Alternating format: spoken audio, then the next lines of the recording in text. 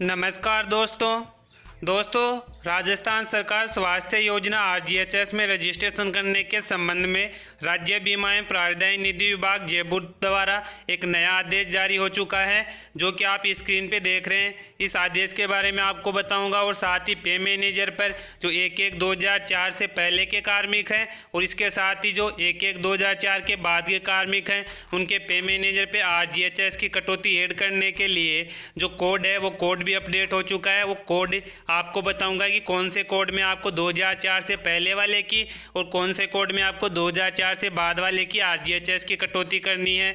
तो ये कटौती आपको 15 तारीख यानी कि आपके पास एक दिन का समय और है, तो आपको 15 तारीख से पहले ये कटौतियाँ पे मैनेजर पे ऐड कर लेनी है। और साथ ही जिन भी कार्मिकों द्वारा आरजीएचएस में कटौती करवाई जाएगी उनके लिए एक ऑप्शन फॉर्म भी इसके साथ संलग्न किया गया है। वो ऑप्शन फॉर्म आपको कार्मिक से भरवा के लेना है कटौती करवाने के संबंध में। अब अपन बात कर लेते हैं इस आदेश की। इस आदेश में आप देख रहे हैं कि विषय राजस्थान सरकार स्वास्थ्य योजना में पंजीयन के संबंध में माननीय मुख्यमंत्री राजस्थान के बजट भाषण 2021 के बिंदु संख्या 244 में दिया गया था कि सीजीएचएस की तर्ज पे अब राजस्थान में भी जो आरजीएचएस लागू करने की घोषणा की गई थी, उसके संबंध में जो आरजीएचएस है 1 जुलाई 2021 से राजस्थान में लागू कर दी गई है, इसका प्रथम चरण।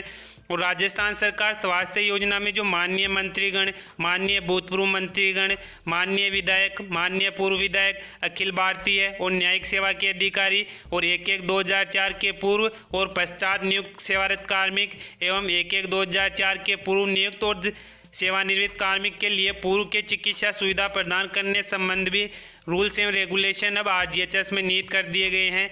अतः आरजीएचएस पोर्टल पर पंजीयन करवाना जाना अनिवार्य है, यानी कि सभी कार्मिकों को, चाहे वो कार्मिक रिटायर्ड हो चुके हो या भी सेवारत हो, तो सभी को आरजीएचएस वेब पोर्टल पर रजिस्ट्रेशन करवाया जाना अनिवार्य है। यानी कि जिनको आरजीएचएस की कटौती नहीं करवानी है, ओनली उनको राज्य मेडिक्लेम पॉलिसी के तहत यानी कि आरजीएचएस कैशलेस कार्ड के तहत 3 लाख रुपए की सुविधा लेनी है, तो उनको भी आरजीएचएस में रजिस्ट्रेशन अनिवार्य करना है।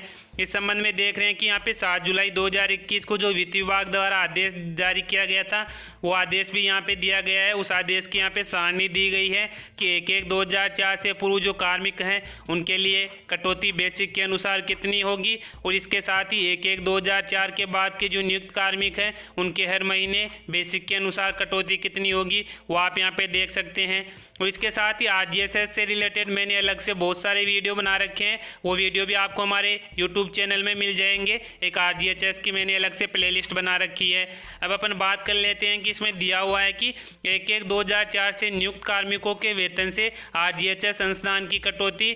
अब आप देख रहे हैं कि दिनांक 1/1/2004 से नियुक्त कार्मिकों की चिकित्सा व्यय के लाभ पूर्व में राज्य मेडिक्लेम पॉलिसी के अंतर्गत प्राप्त हो रहे थे, यानी कि पहले जो राज्य मेडिक्लेम पॉलिसी के तहत जिनकी नियुक्ति 1/1/2004 के बाद की थी उनको राज्य मेडिक्लेम पॉलिसी के तहत चिकित्सा सुविधाएं उपलब्ध करवाई जा रही थी। यानी कि वित्त विभाग द्वारा 7 जुलाई 2021 को जो आदेश आया था उसमें 1/1/2004 के बाद के जो नियुक्त कार्मिक हैं उनको आरजीएचएस में अंशदान करने का ऑप्शन दिया गया है। उनके लिए आरजीएचएस की कटौती स्वैच्छिक रखी गई है। वे कार्मिक जो राज्य मेडिक्लेम को चुनते हैं उनके लिए बीमा धन पूर्व की बाती 3 लाख रहेगा, यानी कि ऐसे कार्मिक जो राज्य मेडिक्लेम को चुनते हैं उनको आरजीएचएस के माध्यम से 3 लाख रुपए की चिकित्सा सुविधा कैशलेस प्राप्त होगी, तो उनको भी आरजीएचएस में रजिस्ट्रेशन करवाना अनिवार्य है।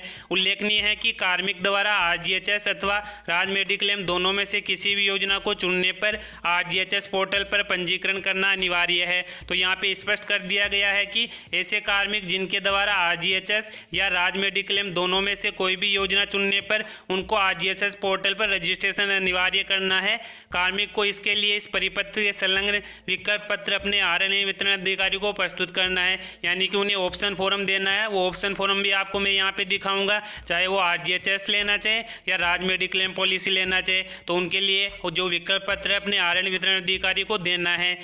वे कार्मिक जो आरजीएचएस संस्थान का विकल्प पत्र भरकर अपने आरएनए वितरण अधिकारी को देंगे, यानी कि ऐसे कार्मिक जो आरजीएचएस में अंशदान करवाएंगे जो ऑप्शन फॉर्म अपने डीडीओ को देंगे, तो डीडीओ को देने के बाद जो ऊपर सारणी है, सारणी के अनुसार कॉलम 4 के आधार पर जो बजट मद आप यहाँ पे देख रहे हैं उनमें उसकी कटौती की जाएगी।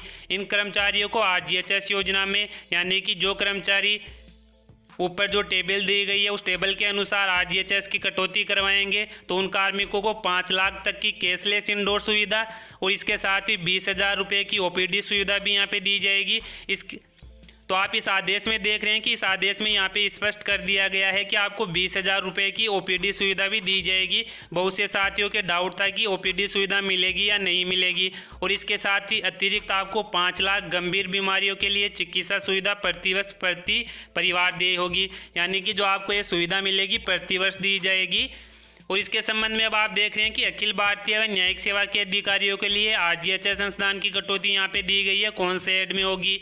इसी तरह 1/1/2004 के बाद नियुक्त सेवानिवृत्त कार्मिकों के लिए आरजीएच संस्थान के बारे में भी यहाँ पे डिटेल दी गई है, यानी कि ऐसे कार्मिक जिनकी नियुक्ति 1/1/2004 या उसके बाद हुई थी अब वे सेवानिवृत्त हो गए हैं। अब आपको यहाँ पे ध्यान देना है कि ऐसे कार्मिक जिनकी नियुक्ति 1/1/2004 या उसके बाद हुई थी और अब वो प्रेजेंट टाइम में रिटायर्ड हो चुके हैं तो उनके मानसिक आधार पर अंशदान या जीवन पर्यंत आरजीएचएस योजना का लाभ प्राप्त करने के लिए उनको 10 वर्ष के बराबर एकमुश्त अंशदान राशि सारणी 2 के अनुसार बजट मद में कराना होगा, यानी कि वो 10 वर्ष अगर कटौती करवाते हैं तो उनको जीवन पर्यंत आरजीएचएस की सुविधा मिलेगी, वो मिलेगी। ऐसे कार्मिक जिनकी नियुक्ति 1/1/2004 या उसके बाद हुई थी और अब वो सेवानिवृत्त हो चुके हैं। तो इस आदेश में सभी बातें जो हैं स्पष्ट कर दी गई है एसआईपीएफ ऑफिस द्वारा। अब अपन बात कर लेते हैं ऑप्शन फॉर्म के बारे में कि आपको अपने डीडीओ को कौन सा ऑप्शन फॉर्म देना है। तो आप ये देख रहे हैं ऑप्शन फॉर्म इस तरह का है, जो आपको अगर आरजीएचएस कटौती आप करवाना चाह रहे हैं तो आपको अपने डीडीओ को 15 तारीख से पहले इस ऑप्शन फॉर्म को भर के यहाँ पे आपको अपनी सिग्नेचर करके यहाँ पे आपकी अपनी एम्प्लॉय आईडी लिख के और यहाँ पे आपकी पोस्ट लिख के और डिपार्टमेंट लिख के आपको अपने आरएनए वितरण अधिकारी को दे देना है।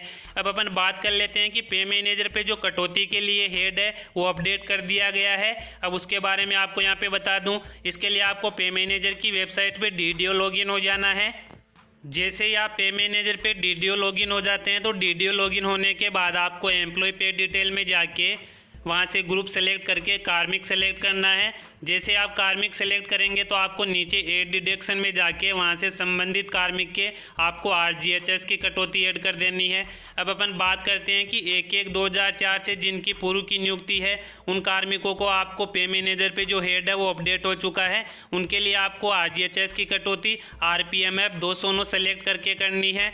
और इसके साथ ही ऐसे कार्मिक जिनकी नियुक्ति तिथि 1/1/2004 के बाद की है तो उन कार्मिकों के लिए आपको आरजीएचएस 297 वाले कोड सेलेक्ट करके जुलाई माह में कटौती करनी है। जो कार्मिक आपको विकल्प देंगे उन्हीं के आपको 1/1/2004 के बाद वालों के कटौती करनी है और 1/1/2004 से जो पूर्व के कर्मचारी हैं उनके सभी के आपको ये कटौती करनी है। जो 7 जुलाई 2021 को वित्त विभाग का आदेश आया था उसके अनुसार आपको कटौती करनी है। और कटौती करने के बाद आपको एम्प्लॉय पे डिटेल ऑप्शन से सभी कार्मिकों की इस संबंधित डिडक्शन आईडी है वो भी चेक कर लेंगे, क्योंकि आपको ये चेक करना ज़रूरी है। और इसके साथ ही जब आपका सैलरी ऑटो प्रोसेस हो जाए तो ऑटो प्रोसेस होने के बाद आपको शेड्यूल में चेक भी कर लेना है कि 1/1/2004 से पूर्व वाले कर्मचारियों के लिए हेड जो आरपीएमएफ 209 है वही आ रहा है। और इसके साथ ही आपको 1/1/2004 के बाद वाले कार्मिकों के शेड्यूल चेक करना है कि आरजीएचएस 297 वाले कोड में ही कटौती हो रही है। तो ये पे मैनेजर पे दोनों हेड अपडेट हो चुके हैं जैसा कि आप स्क्रीन पे देख रहे हैं। और साथ ही जो एसआईपीएफ ऑफिस द्वारा आदेश भी आ चुका है कि इसमें आरजीएचएस में सभी कार्मिकों को रजिस्ट्रेशन करवाना है, चाहे वो राज्य मेडिक्लेम की सुविधा लेना चाहें तो भी उनको रजिस्ट्रेशन करवाना है, चाहे वो राज्य मेडिक्लेम की सुविधा नहीं ले तो भी उनको आरजीएचएस में रजिस्ट्रेशन करवाना अनिवार्य है। तो यही अपडेट थी आज के इस वीडियो में। जैसे ही कोई और नई अपडेट आएगी तो वो अपडेट भी आपको हमारे यूट्यूब चैनल पे मिल जाएगी। अगर आपको वीडियो पसंद आए तो वीडियो को लाइक करें, शेयर करें और साथ ही हमारे यूट्यूब चैनल को सब्सक्राइब जरूर कर देना। तो दोस्तों आज की इस वीडियो में बस इतना ही, फिर मिलते हैं नई वीडियो के साथ। तब तक के लिए जय हिंद जय भारत।